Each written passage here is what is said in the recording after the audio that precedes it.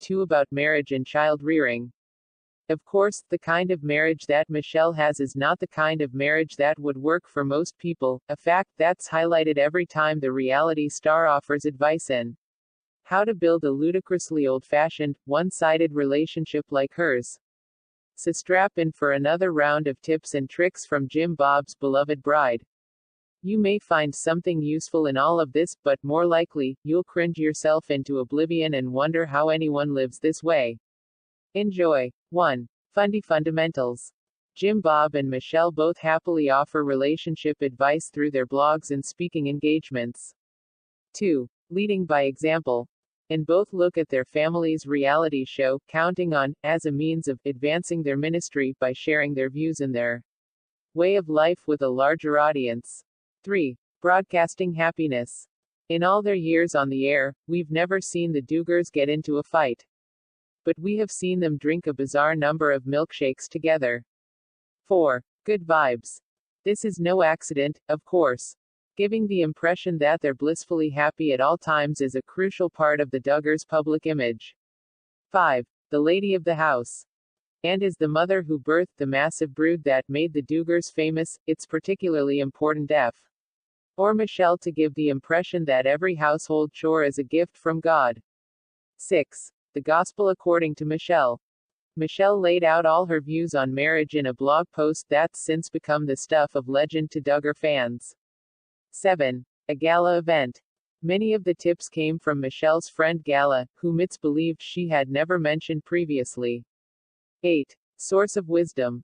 My friend, Gala, had only been married for 3 years, but she had very wise advice, Michelle said by way of introduction. 9. The suspense builds. She told me, Michelle, I know you're so excited. You're a bride-to-be, but someday you'll be at this point.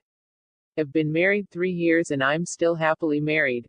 I have 1 child, we're expecting our second and I'm big pregnant. You've got to remember this, Michelle wrote. 10. The big tip. Anyone can iron Jim Bob's shirt, anybody can make lunch for him. He can get his lunch somewhere else. But you are the only one who can meet that special need that he has in his life for intimacy, she continued. 11. Sex on demand.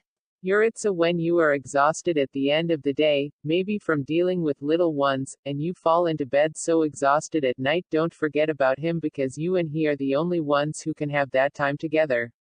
No one else in the world can meet that need, Michelle went on. 12. Makin' babies. We guess that advice isn't all that surprising, given how many kids Michelle and Jim Bob have had together. And while it's the intimacy portion that's attracted the most attention, Michelle's advice didn't end here. 13. Fight in private. Don't ever talk about things in front of your children that are supposed to be between you and your husband only. Step aside and say, we're going to talk about this privately. And don't ever put your husband down in front of your children or other people, especially your families, Michelle wrote. 14. Practice discretion. Talk privately, she continued. We always say in our family, we praise publicly, but we correct privately. And that's marriage advice that I would give to anyone. 15. Throwing a curveball. Up to this point, there's nothing surprising about Michelle's advice. But she ended her essay on an unexpected note. 16. Get a ref. The mother of 19 said married couples should not be afraid to seek input from helpful third parties, such as counselors and therapists. 17. Tough times. There are going to be those times in your marriage where you might not always agree. You might not see things eye to eye, and sometimes you may need a trusted third party to be a counsel for you in your marriage, she wrote. 18. Wise counsel. Feel free to go to that trusted wise counsel that you both respect and get counsel when you need it, Michelle added.